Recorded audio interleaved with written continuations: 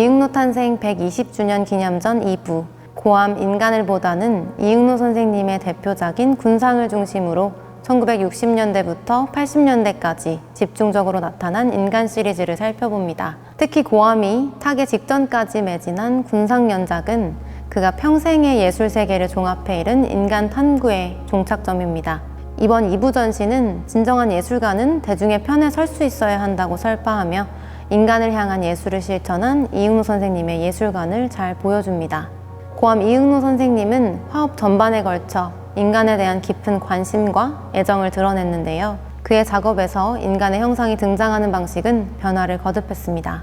1960년대 초 고암은 인간을 그릴 때 서로 손을 잡고 있거나 어깨동무를 하고 있는 듯한 모습의 군중의 형태로 표현하기 시작했는데 이것이 기호가 아닌 하나의 주제로 여겨진 것은 그가 1967년 동백림 사건으로 투옥돼 고초를 겪은 이후부터입니다. 2년 반의 시간 동안 수감 생활을 하며 이응노 선생님은 사회적 약자, 정치적 상황과 삶의 관계에 대해 다시 인식하게 되었고 그림이 인간과 사회에 대한 발언을 할 수 있어야 한다고 깨닫게 되었습니다. 이러한 자각을 계기로 인간과 함께 평화, 통일과 같은 메시지가 그의 작업에 등장하기 시작했습니다.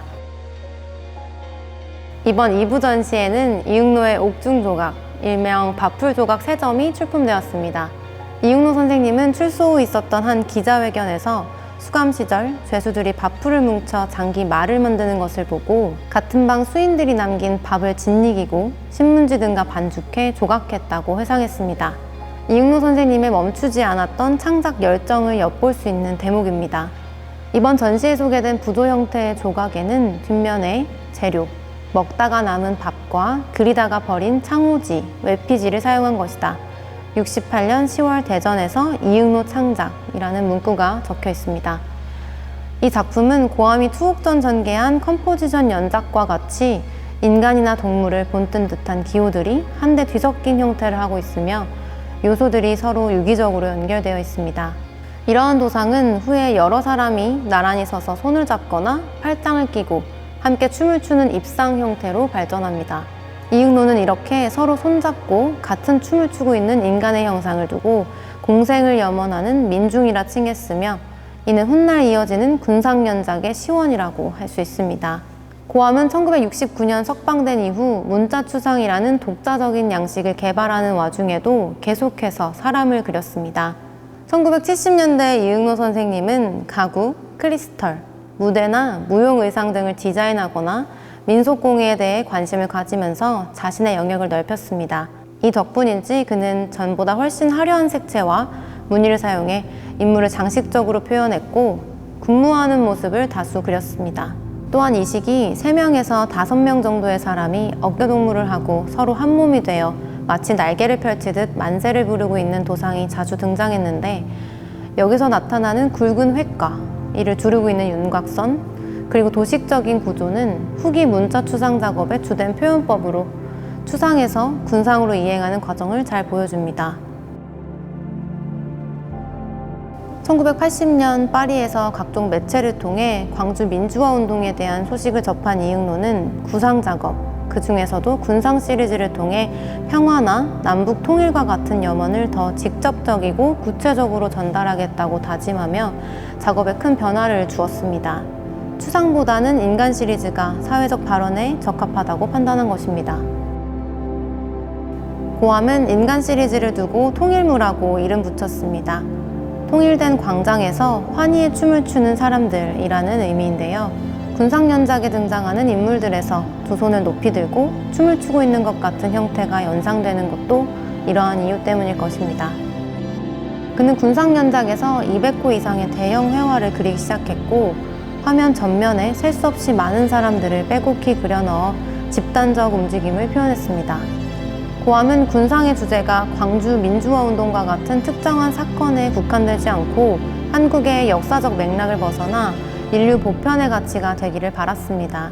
그래서인지 군상 속 사람들은 성별이나 인종, 나이 등을 가늠할 수 없는 익명의 형태를 하고 있습니다. 이 작품을 보면 자유롭게 각각 다른 몸짓으로 모인 사람들이 반전, 평화의 문구를 이루고 있습니다. 평화를 간절히 바라는 작가의 염원이 느껴지는 작품입니다.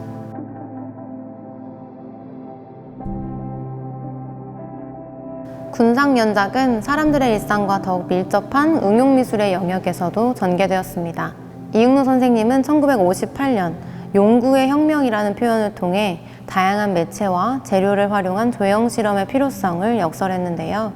이는 추상 작업을 염두하고 한 말이었으나 새로운 매체를 시도하려는 그의 태도는 작업이 변화하는 가운데서도 지속됐고 덕분에 인간 시리즈 역시 계속해서 변주되었습니다. 1986년 이육로 선생님은 프랑스의 크리스털 제조사인 바카라 측의 제안으로 군상의 도상을 활용해 장식용 크리스털을 제작했습니다. 크리스털은 총 6종류로 제작되었으며 올림픽의 경기 종목 중 마라톤, 수영, 승마, 축구, 유도, 장대 높이 뛰기를 표현한 고엄의 그림이 각각 새겨져 있습니다. 이번 2부 전시에서 최초로 올림픽 크리스탈 6종 모두를 한자리에서 함께 소개합니다. 이육로의 전체 작업 세계를 봤을 때 스포츠는 좀처럼 찾아보기 힘든 소재입니다. 올림픽은 인류의 평화와 화합을 목적으로 한다는 점에서 그의 작업 주제와 맞닿아 있고, 이러한 이유로 이육로 선생님은 바카라와의 협업이 군상의 메시지를 더욱 확장할 수 있었을 것이라 판단한 것으로 짐작됩니다. 이육로 선생님은 군상을 도자기 위에도 그려 넣었는데요. 그는 1967년 그의 작업에 감명을 받은 세브르 국립도자기 공장의 디렉터의 제안으로 도자를 작업의 매체로 활용하기 시작했습니다. 이번 전시에 출품된 도화 10점은 1988년에 제작된 것으로 그의 생전 마지막 도화 작업입니다. 이 작품들은 고암의 조카인 도예가 우출 이강세 선생님과의 합작이며 이강세 선생님의 도자기에 이육로 선생님이 그림을 그리는 방식으로 제작됐습니다. 이강세 선생님의 해고에 따르면 한국에서 제작한 초벌구이를 파리로 보내면 선생님이 그 위에 그림을 그리고 2차 소성을 한 뒤에 다시 이를 한국으로 보내 3차 소성을 하는 방식으로 두 분의 협업이 진행되었다고 합니다.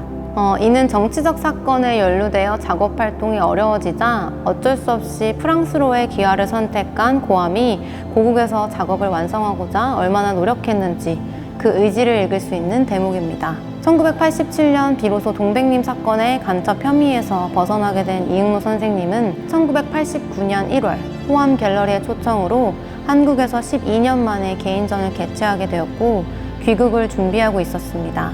하지만 그는 그토록 그리워하던 한국으로 다시 돌아오지 못하고 전시가 열리고 있던 중 파리에서 심장마비로 갑작스럽게 별세했습니다. 생애 마지막 순간까지 그는 군상에 매진했고 무수한 변주를 만들어 인간의 삶에 더욱 가까이 다가갔습니다. 총 2부로 진행된 이육로 탄생 120주년 기념전은 고암의 화합 전반을 돌아보며 그의 예술이 항상 인간을 향해 있었음을 확인했습니다. 가나아트와 가나문화재단은 그가 평생을 노래한 인류 평화의 메시지가 다시금 우리 사회에 닿기를 희망합니다.